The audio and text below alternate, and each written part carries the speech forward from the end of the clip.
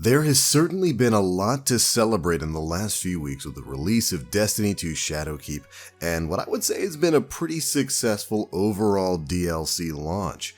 But it hasn't been without its bits of bad news. A lot of things have gotten nerfed over the last couple of weeks, whether it's stuff like big PvE perks with Rampage being nerfed, stuff like Breakneck being almost completely, unnecessarily in my opinion, destroyed, and even more nerfs to fan favorites like the Recluse on the horizon. Bungie has certainly been in a nerfing spree, and unfortunately in this week's issue of the Bungie Weekly blog, This Week at Bungie, we're getting a bit more of that in the future. Hey, what's going on, Guardians? My name is The Black Link, and in this video we're going to be covering some of the biggest bits of news we learned this week from the Bungie Weekly blog. Now, let's go ahead and start off and get some of the easier stuff out of the way. We've got a Bungie bounty starting up next week, this time including none other than the WWE's own Big Show, huge fan of Destiny.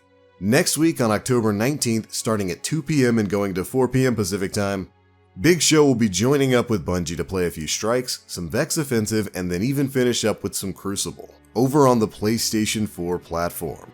So all you PlayStation 4 players out there will have an opportunity to jump into some matchmaking, possibly match up with him, and if you happen to be on the winning team, then you'll gain access to the new Bungie bounty emblem. Again, that's taking place October 19th from 2 to 4 p.m. Pacific time. Alright, now that that's out of the way, let's jump into the first series of nerfs we've got to talk about.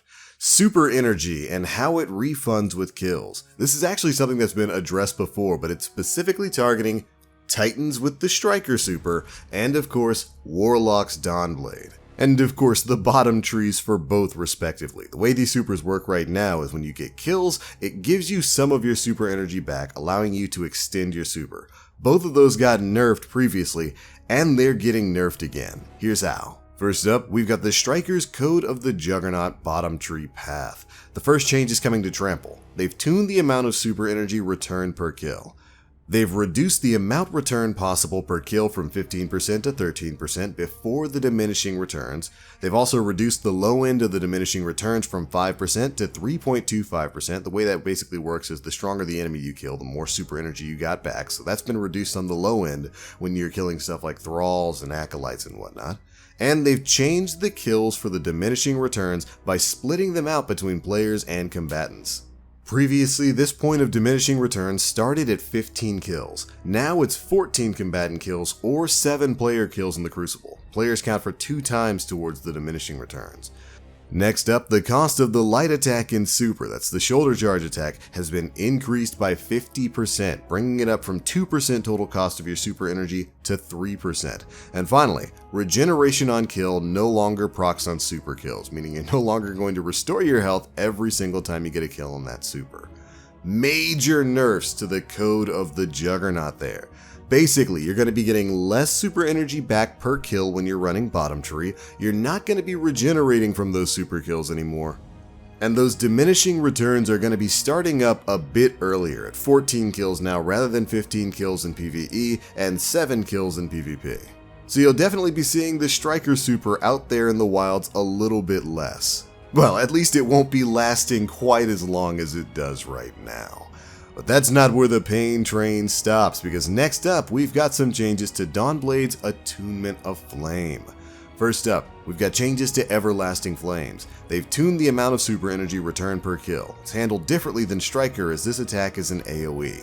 They've increased the low end of the diminishing returns from 0.75 up to 0.95%. Meaning you'll get more super energy back for the weaker enemies that you're killing in your super, but they've changed the kills for the diminishing returns by splitting them out between players and combatants.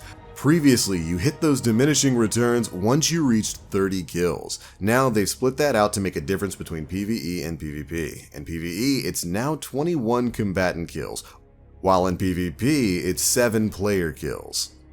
So a major reduction in the amount of kills you can get with Dawnblade before you start receiving less super energy per kill. Again, this is a change put into effect so that the super doesn't last quite as long as it does right now if there's tons of enemies around.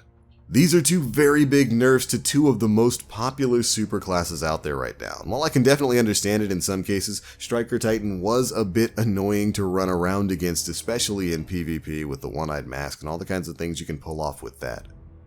I am always, of course, a bit sad to see these nerfs go into effect, but it's not the only changes we've got coming soon, as we've got some quality of life changes coming as well. We've got stuff coming to the Code of the Protector for you Sentinel Titans out there, specifically with the Ward of Dawn. The Armor of Light timer now correlates with the life of the Ward of Dawn, and they've changed up some of the particle effects to show the life of your bubble a little bit better, so you'll have a bit more of an indication when that bubble is going to be disappearing. And of course, we finally got the fix for Shattering Strike coming to you Night Stalkers on the Way of the Wraith path. They talked about this a long time ago before Shadowkeep came out.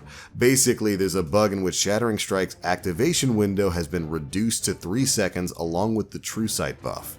And with this upcoming patch, Shattering Strike is now going to last its full proper 9 seconds once again. So I am very happy to see that. But we've got one more nerf that they slipped right on into the end of this section, and that is a nerf to Shoulder Charge. In particular, a nerf to the 1-2 punch shoulder charge combination.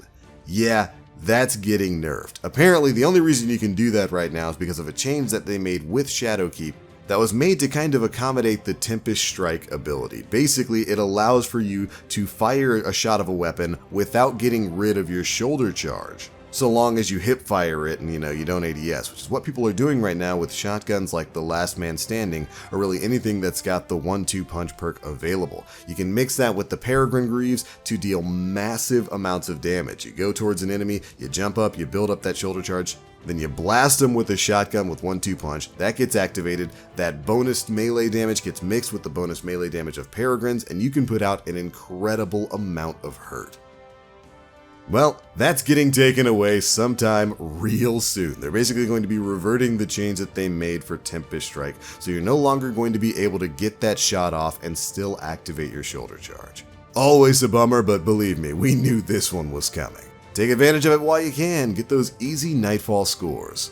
But of course, they finish out this section by talking a bit about One-Eyed Mask, basically saying they've got their eyes on it, and a change is coming. Oh, you better believe it's coming. Alright, that's only a few of the changes that are coming in patch update 2.6.1. But we also get a quick patch note preview on some of the other big changes that are going to be coming as well. Many of these are going to be quick quality of life changes. We've got a full list here. If you'd like to read the entire list, we'll have a link to it up in the description box below.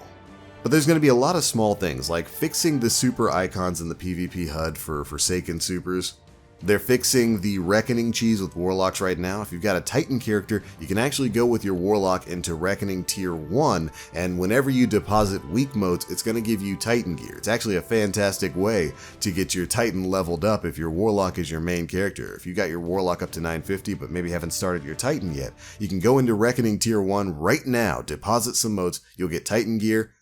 That's around 950, and you can just immediately send that over to your alt. But they will be fixing that at update 2.6.1 as well.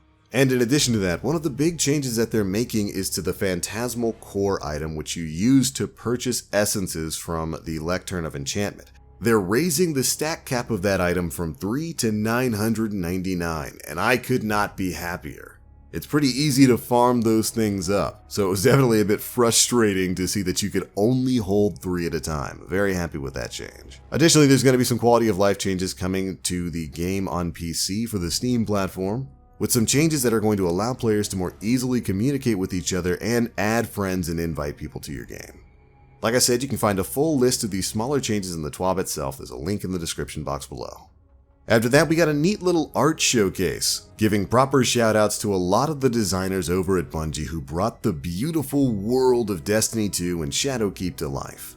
But after that, we had a quick section regarding Armor 2.0, with Bungie addressing a few concerns with the new armor system and giving their design philosophy for why they built things the way they did. There's no real new information here in this section, but it is an interesting read for why Bungie designed things the way they did. Now, right now, one big topic of conversation in the community is elemental affinity with the Armor 2.0 system. Having to match specific elements to have access to certain mods has rubbed a lot of players the wrong way, myself included. It's a little bit weird when you get something like the Orpheus rigs and it's got arc-related mods and stuff on it. It just doesn't really make sense for an exotic that's tied to a void subclass. And so Bungie took the time to respond to that. They're basically stating that while they have their reasons for building the system the way it is, they are continuing to take in feedback and they may be changing things in the future based on how we feel. So if you'd prefer mods to be universal across armor, without some of the weird elemental restrictions for affinity and all that kind of stuff, make sure your voice is heard in a kind, polite manner, both on the Bungie forums and on social media. As always, they're listening. Finally, we've got the start of Fashion Week. You can get access to a brand new fancy emblem, the Levante Prize, if you participate in a Best Dressed Guardian competition with Bungie. If you think your Guardian's got a great look, you can snap a picture of them and submit that picture on Bungie.net or in a reply to Bungie's Fashion Week tweet. Over the next week, they'll be picking their favorite Guardian designs and posting them in next week's TWAB. If you want to participate in this, make sure you include a link to your Bungie.net profile with your submission, and if you win, you'll get access to this fancy new emblem. I've seen some pretty great Guardian designs out there, so if you've got an eye for fashion, make sure you participate. There ain't nothing wrong with showing off. But alright Guardians, that's basically it for the biggest bits of news to drop in this week's issue of the Bungie Weekly blog, This Week at Bungie.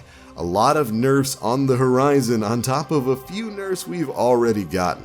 But now you know what to expect. But that's the news, those are my thoughts, be sure to leave me yours down in the comment section below. And if you enjoyed the video, feel free to drop a like, make sure you subscribe and hit that notification bell to stay up to date with all the latest stuff we're putting out. But alright, that's it for this one. Thank you all so much for watching. As always, I am the Black Link. You Guardians, stay frosty.